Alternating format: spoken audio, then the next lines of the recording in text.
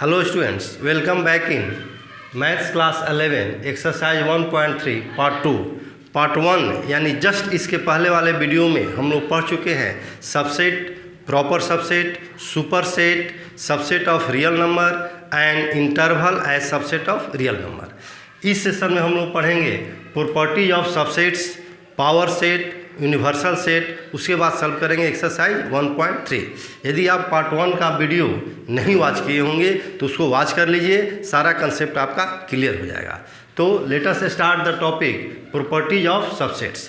तो सबसेट्स का जो फर्स्ट प्रॉपर्टी है वह है every set is subset of itself, यानी प्रत्येक सेट स्वयं का सबसेट होता है।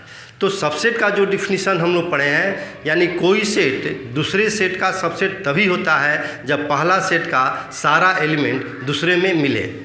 एग्जाम्पल से इसको क्लियर करते हैं। सपोज कीजिए कि A इक्वल टू 1 2 5 है और B इक्वल टू 1 2 3 5 है। तो यहाँ A जो है वह B का सबसेट है, क्योंकि A का सारा एलिमेंट B में मिल रहा है। तो A is subset to B। A is subset to B means A का सारा एलिमेंट B में मिल रहा है। अब यदि आपसे कोई पूछे कि A is subset to A, यानी इसका सारा एलिमेंट इसमें मिल रहा है कि नहीं, तो दोनों तो सेम ही सेट है, तो A का सारा एलिमेंट न मिलने का कोई चांस ही नहीं है। यानी A is subset of A, is A is subset to इटसेल्फ। तो हम कह सकते हैं कि every set is subset to itself, क्योंकि प्रत्येक सेट का एलिमेंट स्वयं में तो मिलेगा ही। Now second property. Second property, empty set is a subset of every set, यानी जो एम्प्टी सेट है वो प्रत्येक सेट का सबसेट होता है। इसको हम एग्जांपल समझेंगे। सपोज कीजिए कि A equal to 2 3 5, B equal to 2 3 4 5। यहाँ जो A है वह है B का सबसेट है। अब कोई पूछे क्यों है, तो इसका रीज़न हुआ because every element of A is also in B, यानी A का प्रत्येक एलिमेंट B में है, इसलिए A जो है B का सबसेट है। अब इसी सेंटेंस को हम दूसरे लैंग्वेज में दूसरे तरीक़ा से लिख सकते हैं। Because there is not any element in A which is not in B, यानी A B का सबसेट है। इसका एक तो रीज़न हुआ कि A का प्रत्येक एलिमेंट B में मिल रहा है। तो इसी को हम दूसरे वर्ड में क्या लिख सकते हैं कि A के पास ऐसा कोई एलिमेंट नहीं है जो B में न मिल रहा हो, यानी A के पास ऐसा एक भी एलिमेंट नहीं है जो B में नहीं मिल रहा हो, इसलिए A जो है वह B का सबसेट है। There is not any element in A which is not in B। तो इस तरीक़ा से सबसेट को हम दो तरीके से डिफाइन कर सकते हैं। A के प्रत्येक एलिमेंट B में है, इसलिए A B का सबसेट है। और दूसरे तरीक़ा से बोल सकते हैं कि A के पास ऐसा एक भी एलिमेंट नहीं है जो B में न मिल रहा हो, इसलिए A B का सबसेट है। अब आते हैं हम एम्प्टी सेट पर। एम्प्टी सेट जो है इसको हम 5 से डिनोट करते हैं, एंड विच है नो एलिमेंट। अब जो एम्प्टी सेट है इसके पास एक भी एलिमेंट नहीं है। अब कोई पूछे कि यह एम्प्टी सेट A का सबसेट है कि नहीं, तो सेकंड जो यहाँ पर हम कंसेप्ट दिए हैं कि there is not any element in A which is not in B, तो यहाँ पर हम कह सकते हैं कि 5 यानी एम्प्टी सेट है not any element which is not in A, यानी 5 के पास तो कोई एलिमेंट है ही नहीं। तो जब एलिमेंट है ही नहीं तो इसके एलिमेंट का A में नहीं मिलने का चांसेस जो है वह नील है। यानी उसका चांस है ही नहीं। तो जब किसी सेट का एलिमेंट दूसरे सेट में नहीं मिलने का चांसेस न हो तो वह सेट दूसरे का सबसेट होता है। इसलिए फाई जो है वह ए का सबसेट हुआ। इसी तरह फाई का यानी एम्प्टी सेट का किसी भी सेट में, एम्प्टी सेट का एलिमेंट किसी भी सेट में नहीं मिलने का चांसेस नहीं है। इसलिए जो एम्प्टी सेट हुआ वह प्रत्येक सेट का सबसेट हुआ। Therefore empty set is the subset of every set.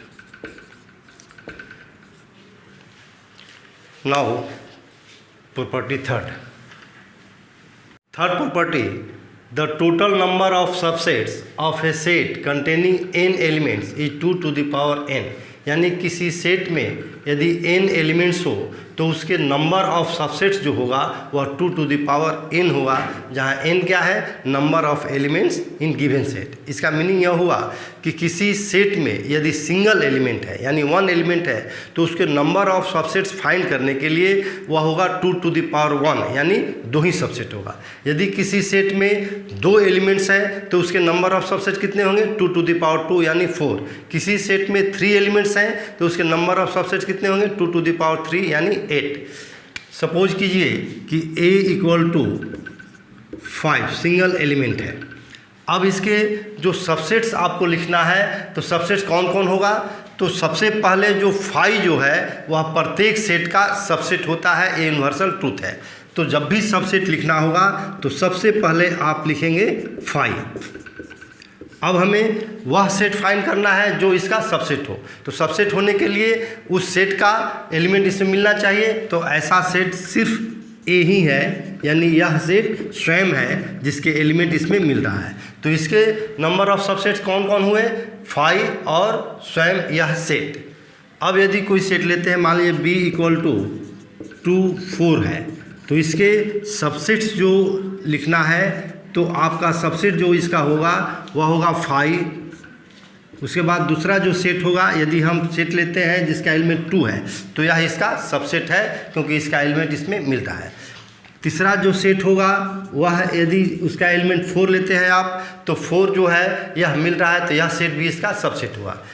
और नेक्स्ट जो सबसेट होगा वह स्वयं ये सेट होगा, यानी 2 4। इस तरह इसके जो नंबर ऑफ सबसेट कितने हुए, 2। इसको लिख सकते हैं हम 2 to the power 1। यहाँ पर नंबर ऑफ सबसेट्स कितने हुए, 1 2 3 4 यानी 4 equal to 2 to the power 2। इस तरह है जो नंबर ऑफ सबसेट्स जो हमें मिला वह 4 हुआ, और इसको हम लिख सकते हैं 2 to the power 2। यहाँ 2 क्या है, नंबर ऑफ एलिमेंट्स। इसमें सिंगल एलिमेंट है तो इसके नंबर ऑफ सबसेट कितने हुए, 2 to the power 1 जो हुआ नंबर ऑफ एलिमेंट्स। इसी तरह जो नल सेट है 5, इसमें नंबर ऑफ एलिमेंट्स कितना है, 0। तो इसके जो सबसेट्स इसका जब लिखना होगा तो इसमें सिर्फ एक 5 ही है जो इसका सबसेट है। तो नंबर ऑफ सबसेट कितना हुआ, 1, जिसको हम डिनोट कर सकते हैं 2 to the power 0 यानी 2 to the power number of elements. इस तरह किसी सेट का सबसेट्स हम डायरेक्ट फाइंड कर सकते हैं इस फॉर्मूला से, 2 to the power n क्या है, नंबर ऑफ एलिमेंट्स। किसी भी सेट में जितने एलिमेंट्स होंगे वह 2 to the power कर देंगे, उसका जो वैल्यू आएगा वही उसका नंबर ऑफ सबसेट्स बताएगा।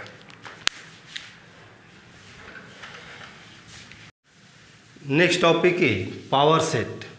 If A is a set, then the set of all subsets of set A is called power set of A and it is denoted as PA। यानी किसी सेट के power set में जो elements होंगे वह उस given set के सारे सबसेट्स होंगे। इसको सेट नोटेशन हम लिखते हैं PA equal to x such that x is subset to A. यहाँ जो एक्स है वह कैपिटल लेटर से लिखा हुआ है जो सेट को डिनोट करता है, यानी इस पावर सेट ऑफ ए में वह सेट होगा जो ए का सबसेट होगा, यानी ए के सारे सबसेट्स को मिलाकर हम पावर सेट ऑफ ए बनाएंगे। तो इसका एग्जांपल लेते हैं हम, a इक्वल टू 1 3। तो इसके जो सबसेट्स होंगे वह पहला होगा 5, दूसरा 1, तीसरा 3 और जो चौथा होगा वह स्वयं ये सेट होगा। और जब इन सारे सबसेट को सेट के रूप में लिख देंगे, सेट के रूप में लिखने के लिए यह ब्रासेज का साइन देंगे तो यह बन जाएगा power set of A. Next topic is universal set. Universal set, if there are some sets under consideration, then a set which is superset of every given set is called universal set and it is denoted as this one। यानी जब भी हम कुछ set को consider करते हैं तो उस सिचुएशन में एक ऐसे सेट का एग्जिस्टेंस होता है जो सभी गिवन सेट का सुपर सेट हो, यानी सभी गिवन सेट उस सेट का सबसेट हो, उसको हम कहते हैं universal set. For example suppose कीजिए a equal to 1 2 3, b equal to 3 4 5, c equal to 3 5 6। तो ये तीन गिवन सेट है, तो इन तीनों सेट का जो यूनिवर्सल सेट होगा उसके एलिमेंट्स होंगे 1 2 3 4 5 6, यानी यह जो यूनिवर्सल सेट है सबका सुपर सेट है। सुपर सेट का मीनिंग क्या हुआ कि इसमें सारे सेट के जो एलिमेंट्स हैं इसमें मिलना चाहिए और ये सभी जो गिवन सेट है इसके सबसेट है।